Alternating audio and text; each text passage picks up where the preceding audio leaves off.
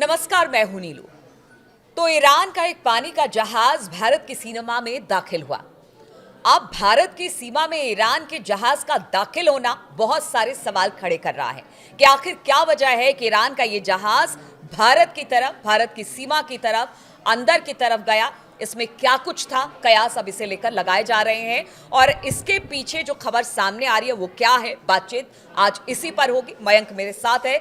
मयंक, ये जो खबर आ रही है क्या खबर है, जरा पहले हमारे दर्शकों को बताइए। देखिए ये जो खबर ये है कि MD-23 जिसका नाम है लिम्रा, ये उस जहाज़ का नाम हम बता रहे हैं। MD-23 लिम्रा इस जहाज़ का नाम है। ये जहाज़ ईरान से चलता है। ईरान से चलते हुए ये जहाज़ कोलंबो पहुंचा और कोलंबो में रुकने के बाद ये जहाज़ आगे बढ़ रहा था बांग्लादेश की तरफ, चिटगांव की तरफ। लेकिन अचानक वो भारत के जो बॉर्डर्स में पहुंचता है, भारत की बंगाल की खाड़ी में, भारत की सीमा में जब पहुंचता है, दाखिल हुआ, उसके बाद ये बांग्लादेश की तरफ बढ़ने की बजाय अचानक इसने यू टर्न लिया और ये फिर भारत के बेहद करीब आ गया। ठीक है। जाना था इसे बांग्लादेश, लेकिन ये अचानक बांग्लादेश के करीब पहुंचने के पहले ही इस शिप ने यू टर्न लिया और वो भारत के करीब आ गया। जिसके बाद देखिए आजकल जो है वो जीपीएस सिस्टम से समंदर में जितने जहाज, जब भी कोई जहाज पानी का किसी देश की सीमा में दाखिल होता है या उसके करीब पहुंच जाता है, उसके मूवमेंट तुरंत उसका रिकॉर्ड हो जाता है। तो ये इंटरनेशनल वाटर में भी था जहाज, उसके बाद भारत की सीमा में भी आया जैसा बताया जा रहा है। उसके बाद तुरंत ये फिर जांच शुरू हुई कि भाई ये जहाज कहाँ का है। तो बात ये निकलकर सामने आई कि जो जहाज है लिम्रा, जिसका नाम बताया गया, ये ईरान का जहाज है, ऐसा माना जा रहा है। ये ईरान से चला था। अब सवाल है कि आखिर ये जहाज इतने रहस्यमय तरीके से भारत क्यों पहुंचा।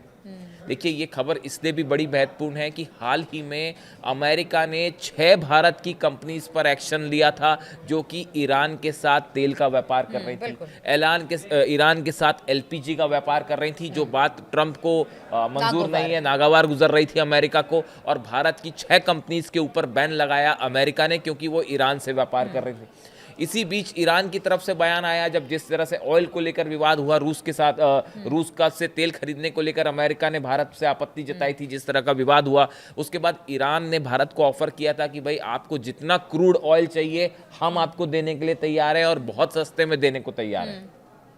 जिसके बाद अमेरिका के कान और खड़े हो गए थे, बाकी देशों के भी, कि कहीं भारत और ईरान के बीच व्यापार शुरू ना हो जाए तेल का। इस तरह की तमाम खबरें सोशल मीडिया पे छाई रही।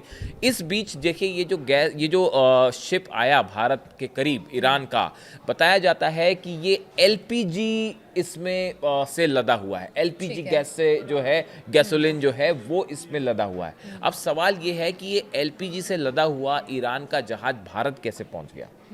देखिए इसको लेकर 3 तरह की थ्योरीज चल रही हैं अलग अलग कि कैसे ये भारत पहुंचा। पहली बात तो ये कही जा रही है कि संभवतः ईरान से ये जहाज़, इसको बांग्लादेश किसी कंपनी ने ऑर्डर किया था और ये एलपीजी सप्लाई की जानी थी बांग्लादेश। तो इसलिए ये ईरान से होते हुए कोलंबो आया, कोलंबो से होता हुआ ये भारत के पास से बांग्लादेश जा रहा था, इसलिए ये भारत की सीमा में आया। दूसरी जो बड़ी खबर है वो ये ऐसा कहा जा रहा है कि चूंकि अमेरिका ने सैंक्शंस लगा रखे हैं ईरान से एलपीजी और ऑयल खरीदने को लेकर, तो संभवतः जिस कंपनी ने ऑर्डर किया था इस चीज को गुपचुप तरीके से, ऑफ कोर्स ये शिपिंग जो हो रही थी ये गुपचुप तरीके से हो रही थी, उसने शायद इस ऑर्डर को स्वीकार करने से मना कर दिया। ठीक है। इस डर से कि अमेरिका कहीं उसके ऊपर भी सैंक्शन ना लगा दे। तो यानी ये जहाज समंदर में था, भारत के करीब समंदर में था, तभी बांग्लादेश से किसी कंपनी ने इसको एक्सेप्ट करने से मना कर दिया। तो अब इस जहाज के पास कोई चारा नहीं था, इसने यू टर्न लिया और वापस ये ईरान की तरफ बढ़ने लगा। और अभी भी बताया जा रहा है कि इसमें कई टन्स जो है वो गैसोलीन अभी भी भरा हुआ है, एलपीजी जो है वो इसमें भरी हुई है। तो अभी ये कहां पर है? अब ये बताया जा रहा है कि ये वापस ईरान की तरफ बढ़ना शुरू हो गया है। भारत के करीब से होते हुए ये शायद वापस कोलंबो की तरफ जाएगा और ईरान की तरफ बढ़ जाए। इस तरह की बात जो है वो कही जा रही है कि ये वापस ईरान की तरफ बढ़ना शुरू हो गया है। अब देखिए इसके पीछे एक बड़ी वजह यह है कि जैसे हमने शुरू में चर्चा की, देखिए ईरान के ऊपर जब भी किसी तरह के सैंक्शंस लगाए गए ऑयल व्यापार को लेकर या फिर गैसोलीन को से लेकर, जितने भी सैंक्शंस लगाए, जब अमेरिका ने सैंक्शंस लगाए हैं तब तक ईरान का ये व्यापार और बढ़ गया। देखिए जैसे पीछे भी खबर आई थी कि जो ईरान है आज इतने सैंक्शन के बावजूद भी डटा हुआ है, वो विकास के रास्ते पर आगे बढ़ा है इसी तरह से, क्योंकि उसने भारत हो, बांग्लादेश हो, इनके माध्यम से पूरी दुनिया में व्यापार किया है, मतलब इनको माध्यम बना के। इसीलिए जब जहाज अंदर घुसा तो शायद मुझे लगता है इसी वजह से चिंता ज्यादा, हाँ, वो चर्चा का मुद्दा बन गया। वो देखिए मतलब वो खबर बन गई। अब देखिए ये अगर हम जून 2025 के आंकड़े देखें तो फुजैरा, मैं आपको उन पोर्ट्स के नाम बताता हूं जहां से ईरान जो है वो अपना ऑयल व्यापार कर रहा है। अमेरिका लाख सैंक्शंस लगा दे उसके बाद भी। फुजैरा है, जेबेल अली है, झोशान है, ताइकोंग है, किंगदाओ और चांगजो। ये वो बड़े पोर्ट्स हैं जो यूएई का पोर्ट है, इसमें सिंगापुर का पोर्ट है, मलेशिया का पोर्ट है। इन सब पोर्ट से 6 बड़े बंदरगाह हैं जहां से ईरान जो है इंपोर्ट एक्सपोर्ट कर रहा है। फरवरी से जून 2025 तक ईरान का कच्चा तेल का निर्यात औसतन 16.7 लाख बैरल प्रतिदिन रहा, जो जनवरी 2025 के आंकड़े से 37% ज्यादा है। यानी आप देखिए जैसे जैसे सैंक्शन बढ़ते जाते हैं ईरान का व्यापार कम होने के बजाय और बढ़ता जाता है।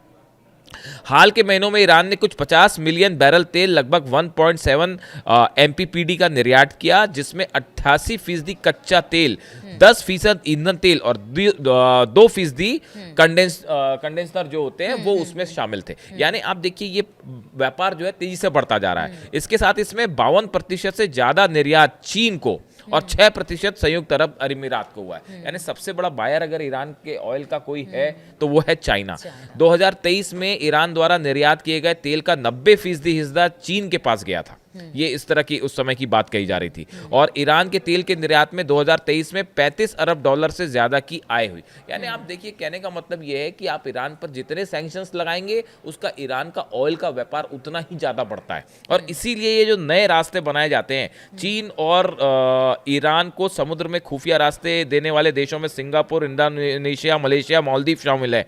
ईरान और चीन के व्यापारिक जहाज मालदीव होते हुए पूर्व की ओर बढ़ते हैं और इंडोनेशिया के सुमात्रा और जोहोर जो स्ट्रेट्स हैं होते हुए सिंगापुर के बाद आसानी से दक्षिण चीन सागर पहुंच जाते हैं। और चाइनीज मतलब कंपनी, साउथ एशिया का पूरा इलाका, देखिए ये रूट होता है बेसिकली कि जहां से ये ईरान जो है आप सैंक्शंस लगा देते हैं तो होता ही है कि जो कंपनीज हैं वो गुपचुप तरीके से व्यापार करना शुरू कर देती हैं। यानी कुल मिला के कहना ये है कि ये सैंक्शंस कभी सफल नहीं हो पाएंगे ईरान के खिलाफ, क्योंकि ईरान का तेल का कारोबार हमेशा से चलता रहा है, गैस का व्यापार चलता रहा है। और इसकी बड़ी वजह है ईरान इंटरनेशनल प्राइस के मुकाबले 20 से 25% कम पे आपको ऑयल सप्लाई करता है। आप यूएई कितनी दोस्ती कर ले अमेरिका से, सऊदी कितनी दोस्ती कर ले अमेरिका से, लेकिन जब तेल की बात होती है तो बहुत सारी चीजें ऐसी होती हैं जो ना रडार पकड़ पा रहा है, ना जीपीएस पकड़ पा रहा है, और ना ही आप उसको रोक पा रहे हो। जब 25% सस्ता तेल अगर ईरान देने को तैयार है, कोई भी देश लेगा, कोई नहीं खरीदे, कोई ना खरीदे, क्यों नहीं खरीदेंगे? तो इसीलिए ये बड़ा मुश्किल है अमेरिका के लिए, यूरोप के लिए ईरान पर बैन लगाना। और ये जो जहाज भारत के करीब पहुंचा